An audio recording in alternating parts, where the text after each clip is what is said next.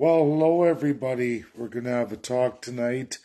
It's been on the news. There was an execution in Surrey, BC. Sikh leader, a separatist from overseas South Asia. This is India, Pakistan, and it's Khalistan. And his name was Hardeep Singh Najar, and he was an activist. He had migrated to Canada, listed as a terrorist, a separatist from Khalistan, listed as a terrorist over there. And in fact, the communities had gotten together, the government, and had given Justin Trudeau paperwork demanding his immediate arrest and shipped off back home where he would be tried for terrorism. Now, I'm going to try and westernize as best I can. I put an 18 plus going into this video. I like history, and as everybody knows, I'm deeply researched in all forms of colonialism. You could probably say I'm an expert, and I've been all over the world in many universities, in many Zooms over the years going through all this. I've written a lot of papers, I've written lots of presentations, I've made presentations all over the world on many stages. I had one paper go through Oxford. I didn't win, but at least I was presented in many governments read that paper. But I'm going to go into two religions, two cultures, India, Pakistan. We're going to go through all that, and that is the Hindus and the Sikhs. And I'm going to try, and it'll probably be offensive to those who don't wish people to talk about that, but I feel I have to, as I've met that community, that Khalistan independence folks. In fact, I have an expert from the University of Calgary, a Sikh separatist who's all a part of that. No, he's not listed as a terrorist, but he's excellent historian. He has his own fellowship at the University of Calgary, and he is a professor there. We met, we had long conversations, so this is very important to him, and I'm going to give the Western perspective tonight. So first, let me talk about Sikhs. What is a Sikh in the Western eyes? It's a very new religion. It's as old, in fact, as only Shakespeare, folks. And it was a resistance of Indians out of India and that Asian world that rose up in their own way. Yes, against ideas of Hinduism and Muslim ideology, and said, you know what, we're going to bring forward something better. And it's, again, a very new religion when you look at religions and their intent. And how old is it? Just over 500 years. My best, without being offensive, my best way to explain Sikhism in a Western concept is basically it's Scientology. It's India's version of Scientology. This is for Westerners. If Sikhs feel offended, I'm sorry, but that's the best way to explain it. Scientology would be the nearest comparison. Now, Hinduism, what is Hinduism and what is that belief structure? Well, it's all based in reincarnation. It's based in cosmology, and it's based in a vast universe of billions of galaxies. In fact, these concepts and principles make it the oldest religion in the world, and as it's been coming down lately, and what offends a lot of religions may offend the Sikhs as well too, as they're a new religion, is that Hinduism continues to keep winning in narratives of cosmology and the nature of our universe over and over again. More than that, they believe in one God, a one higher power, that is of the universe and everything else, but they believe in many worlds. They believe that we can die and we transcend and we can be on another world. We can be all over the place. And one of these figures in their ideology is Krishna. And yes, the base of Hinduism is on the idea of aliens. Aliens, and they even have stories of a reincarnated Krishna. And then there's different levels of that representation of that deity. But for Westerners, it's not that they have hundreds of gods. It's an idea of reincarnation. Lord Krishna is one of those highest deities, comes back many times in many levels, and one of which is a very old story where Lord Krishna battles space aliens here on Earth. That's one of the stories. Basically, sophisticated beings from another world come to Earth and they do battle. It's a very, very old story, and it upsets a lot of religious folks of the other religions, and Hinduism is not a small following, but it's by rights the oldest religion in the world. And let me get to that. There's a lost city of Dwarka. It's been found 3 times. Like Hinduism, things get repeated over and over. And the last find of Dwarka, as you go out on the coast, and we go back in science and Earth history, as we go into our ice ages, it appears there is a city backed up by research done United States, UK. They were drudging just as little as 10 years ago. The Indian government cut it off. But Dwarka, the third version, was found 200 feet below sea level. They drudged. They got archaeology pieces, at least from the UK and US experts at the time before India cut them off. But it looks like these relics in this city, Dwarka, found again off the coast, third version of it, oldest version so far, puts it between 8 and 12,000 years old. And just by it being 200 feet below sea level, clearly puts it in a time of ice age when the ice was so covered in the world that we were substantially a lot lower sea level base than we have now, obviously, as we continue to melt and go through our cycles. Now, Hindus and Sikhs, what's the problem here, and what does colonialism have to do with it? Khalistan and the Pakistan created post-World War II is out of colonialism. It's one of the British Empire's colonial holdings. It was the idea of chopping up the India world like they did, as well as 6 other nations, 6 other colonials did for many, many hundreds of years. They did devastation to all those they came in contact with. And no different than the Muslims, Sikhs, and Hindus of those regions, Britain and its might and its power invaded, took over, established their own system. In fact, it was emperor, not king, emperor of India. If anyone wants to look at Canada, who celebrates such sickness, all you have to do is go to Queen's Park in Toronto.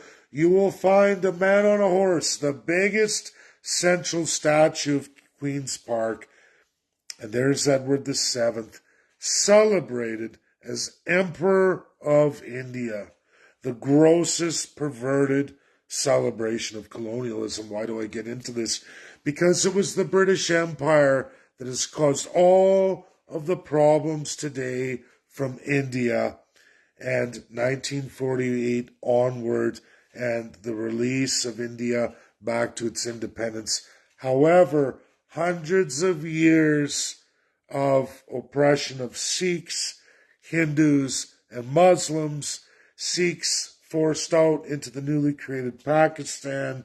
Hindus, same thing. Muslims take over. I think we can all get a sense of where I'm going with this accurate and absolute historical record, that all the problems of today were caused by UK, and their implementation of their system, and then their walk away, leaving territories redrawn, forced redrawn, people forced into new communities with historical thousands of year ties to other ones. You see the problem. This happened a lot immediately after World War II. All we have to do is look at Israel and the Palestinians, the Israelites and the Palestinians. Every problem they have today is post-World War II and that transplantation, that forced drawing of boundaries. That has led to all the problems of taking two religions and basically some pervert's concept that these two should go at it. It's no different than what has happened in India with Khalistan and what the Sikhs want to do. I don't know that the Hindus would get together and do that. It goes against everything that is their religion. Their idea that you come back and by the deeds and the karma you live with today, I doubt you'd have an easy time hiring Hindu assassins. I don't feel that would happen. Of course, it could just be atheists, or you could hire Muslims, or you could hire even Sikhs against Sikhs to do it. I mean, it's not out of the realm. I mean, we can look at Christian world. If everyone was truly Christian as they say they were, they would follow Jesus' teachings to the letter, and you wouldn't have all the violence we've had over all kinds of millennia. And I think Muslims could look at that too when they look at their teachings. I don't see any of these religions getting off scot-free when it comes to violence. They profess in the name of somebody how holier than thou they are, but they're the first to go to the sword or the gun or the bomb or the terrorism. And again, church under state, what befell a lot of Muslims, where the religion went. Christianity in so many versions, and I would say Hindus can fall into that too, regardless of predisposed beliefs or ideologies. I think people are capable of betraying their religions. So I can't say without a doubt, but I don't think it was practicing Hindus that were involved in the assassination in Surrey. That would just be illogical. But I mean, again, you can hire anybody you want. You can be a baloney in your own religion too. Say you're practicing, but that's not who you are, not what you actually believe. So who really knows? But there are lessons in this and the violence and what's transpired in India, and it's for all Canadians and First Peoples. And what I try to deliver when I talk about fixing Canada, constitutionalism and where we need to go. Folks, all those problems, rinse and repeated all over the world. There are countries that shouldn't have any of those problems. And when they talk about stability of the crown, it's because so many are left with nearly nothing in these crown states. Canada, for example, and the First Peoples, huge atrocities, longest running genocide in the world of today since World War II, and even before that, World War I. And we can even look, of all peoples in the world today, it's the First Peoples of Canada who've experienced the longest running genocide by far.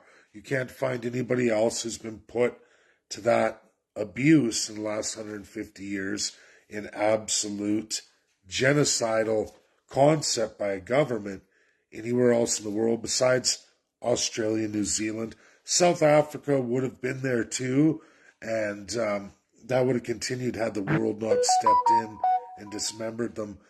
But what I want to get at is all these countries, it's about land and land availability.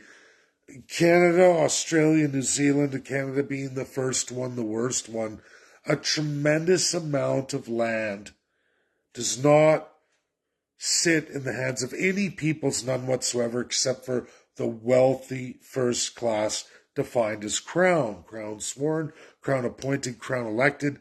They are the crown, not UK.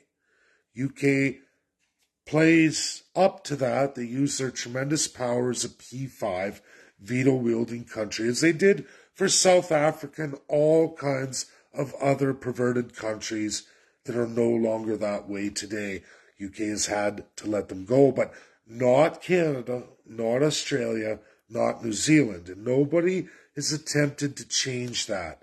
A tremendous amount of land, more than 90%, rests with an elite few under Crown. This is a division federally and provincially, whomever you elect, and you, the people, get none of it. Canada is experiencing tremendous wildfires around Canada. Alberta has subsided quite a bit. In fact, fire bans have been lifted. But the reality is there's so much land that no people in Canada have any access to. And I say that, not First Peoples, not Canadians, nobody but the Crown itself and those they deem special enough to harvest the resources tied to friends of theirs in their Commonwealth system and others they make deals with, not for the benefit of the Canadians or any of the First Peoples. In fact, you get peanuts. You could probably do better with that land yourself, but they don't let you have it. India is in a situation like other areas of the world, and we can look at Greece. I could go into all kinds of states that are no more, that still you can look at the Greeks and the Hungarians fighting right now just over that island state that's locked out to everybody, entire town with a fence around it, and everybody wants it back, but nobody can get it because the P5 say no, and altogether they say no. UK can use a veto too, but Canada is one of the few countries in the world where they don't have the issue of people are already on the land, like India, and what we're dealing with Sikhs, Hindus, and Muslims over Khalistan. The problem is UK got in there, it's all populated, redistribution of people, you go here, you go there, then they go out, and it's, here's the land back, you fight over it. This is exactly Israel and Palestine today. They made sure to set these two opposing religious forces against each other on purpose. There's no other rhyme or reason except for to say it's on purpose. Just like India and many other African states, that's led to bloodshed over and over. And people say, oh, look, they can't govern themselves. That's not what colonialism did, and it's not what colonialism left everybody with. Do you understand? It's like, imagine you transplanted Albertans, you boot them all off all of their property and land and transplant them in a small community in northern Saskatchewan, all trees, and you're left with nothing. They take all them and say, hey, this is yours now, get used to it, and that's all you get. You're going to be pissed. You're going to want to return to your historical lands. You're going to want to return to your property. Imagine all the ranchers, the farmers, all the equipment, the buildings, right? Imagine developers who own towers. Imagine if it was Toronto and all those people get transplanted out and you get put in northern Quebec, out in the wilderness, and make do, here you go. You're going to say, hey, what the hell? You're always, as you teach your children, every generation that comes, you're always going to want what you had, right? That was mine. That was lawfully, rightfully mine. You see the problem here at the world? This is what Canadians, Westerners don't know about colonialism and the after effects outside of a country like Canada. Now, Canada could end up that way if we let the Allies redistribute what's made available, only the 9%. Imagine they say, okay, we're going to chop up Toronto. We're going to roll call and remove this many people out of Toronto and give it to First Nation reservation holders, number treaty, Indians of various claims. We're going to hand it over. You can see where the violence would beget itself. You can see where it would grow. You'd see where things like what happened in Surrey to this leader, where they come from, right? Now imagine in our situation, Canada, we said, you know what, everything stays where it is. Wrongfully taken, wrongfully assumed, all of it stays there.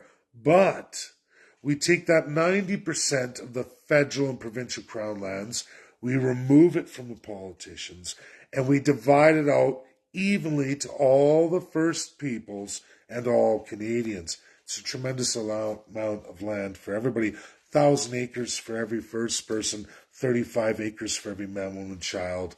Canadian. Think about that. Leaving everything else in place, even the inequity of it or how it was appropriated or what history it had. We leave everything alone because it'll never resolve itself, but we divide the rest and we remove the crown and you take away that power that was never removed from India, never, ever removed. They gained independence, they became a republic, but all the crown positions remain the same. And even when you look at present prime minister versus what it was before, all the powers remain intact. Sure, you're a republic, sure you have certain things, but a pile of the crown power still remains. There are many republics still like that in the world today. Africa is the furthest ahead when you look at all 52 nations of Africa and you start breaking them down. You can see which ones have understood this and have fought back to get rid of things. Getting out of the Commonwealth is a big one. Releasing yourself from the Commonwealth Charter. And even Spanish systems, French systems. France still holds many colonials oppressively and wrongly. I can't change the world. I can only educate on it. I can only show people what is. And that's what this video is. I'm sad to hear of the separatist assassinated in Surrey. For those who are with me and saw my Facebook, just a few months ago when I first returned to Alberta from Ontario, I met with that group almost immediately, and they had their big march. So it's sad. People want to champion things, but that's a real problem when you were displaced and then you want to displace people to get your 3S's, settlement of claims, so to speak. And these things, I don't believe, can ever be fixed in all of these colonial aftershocks. And that's what I call them, where you've damaged the country so bad internally, there's nothing to give or forfeit without committing another human rights violation. You can't fix those countries. Canada, Australia, New Zealand can be fixed. Does it mean getting Turtle Island back? No, but half. Half is a lot better than none. Beyond politics, it should be easy to get the nation of America, both Democrats and Republicans, on board with it. J Treaty is an excellent starting point. The idea that Canada threw its J Treaty away, but USA still honors it. And that was done not by the UK, but by the federal and provincial crowns of Canada. That means the premiers and the prime minister. No problem. Why? Because it's their crown. We can go over and over and people can talk about Canada as a corporation or this is that or it's the Queen or it's the King. But the reality is we pay them for their veto. We keep up the farce, at least the Canadian governments. When I say that, I mean all political parties, just as was South Africa. If nobody has yet read the UNSC, that's USA, who will not deny it, Russia, who will not deny it, UK, begrudgingly will not deny it, France, who will not deny it, and absolute China, who will not deny it. You can read through all of it from the 80s and even before that, but the critical point of the 80s all the way through to the mid-90s and the end of South Africa in those pivotal years, those huge years, and the juggle the Canadian government did, conservatives, liberals, in bed with NDP and Bloc in full support of their actions. You can look at the votes. You can see what your parliamentarians did. Evil, gross, disgusting. They went through to change Canada forever. 1985's criminal code. You can look at the history of South Africa, what befell South Africa, what Canada erased like a time spell. Oh my God, look what they're doing to South Africa. We're next. Oh no, look at us. We're good. We're good. We have the illusion of real justice. We have the illusion of human rights. And trust us. Let us hold the crown. Don't worry. It's a good illusion, a con job for everybody. We don't have to have the vengeance that we're seeing in India, lots of places in the world, but it really, really hit hard home today in Surrey, and the news is showcasing that. And yes, I know all about that group. I'm not judging people or saying whatever. I just know in history what happens when you displace people and you replant people, and there's no other land availability. There's no way to ever settle the claims, and historically, generation after generation, rinse and repeat because you feel cheated. And the only way to get compensation is to take back that was at one time yours, or your great-grandfather's, or your great-great-grandfather's, or a whole culture, or a whole identity, and you never get that stuff back. Even First Peoples, their reservations and the movement and shipping and transplanting, the Canadian government did all of it out of the colonial playbook. People aren't even in their historical territories, many of them. The Arctic and where they were put in the north, all transplanted. Who did that great evil? Well, the Canadian government did. Where did they learn it from? Oh, UK, the UK Crown. Old system, old abuse, gross, flat out worst of worst, genocidal, absolute abhorrent human rights abuses the world's ever seen. And UK is a master at it. One of the best. To see anybody else in that caliber, you'd have to look at Spain, Portugal, Denmark, Germany, Japan. Japan had its fray too. A lot of people don't like to talk about that or look at that. And I do have one big regret that I never wrote about Japan. I wanted to do a whole page on that. And time crunches, and it just, one day you just slip and you go back in your notes and go, you didn't do Japan. But that's okay. Well, we all have regrets in life, and nothing is ever perfect. We just continue on and we correct things. But that's my video. I hope a lot of people learn stuff. It's important to share. This is credible, real, verifiable, absolutely accurate, and it's a learning lesson. And you will find these people transplanted throughout the Commonwealth, regrouping, building systems to try and advance causes at home.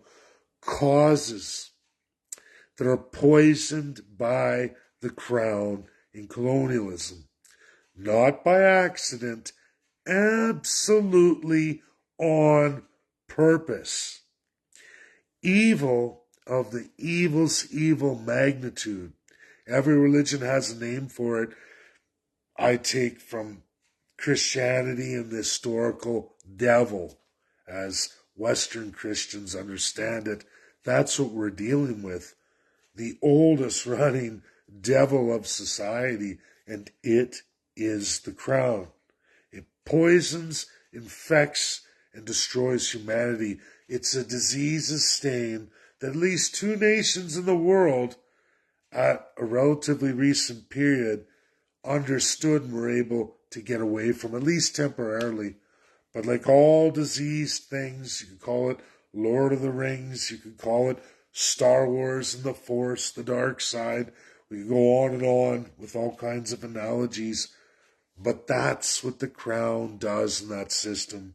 It turns people into superiority complexes, quest for power, control, wealth, at absolutely the expense of all of humanity. You want to know the source of racism? Cultural genocide, religious suppression, and we can go on and on, LGBTQ and all these things. It all comes from the Crown. Many versions of it. Crown, religion under that state of crown. Those who pledge allegiance become wealthy, not by your skill, what you contribute, or your knowledge, but by how badly you can destroy your fellow mankind, even dehumanize them. That's my video. Share, share, share. Super important. It's knowledge. Knowledge is power. Thanks, everybody. Bye now.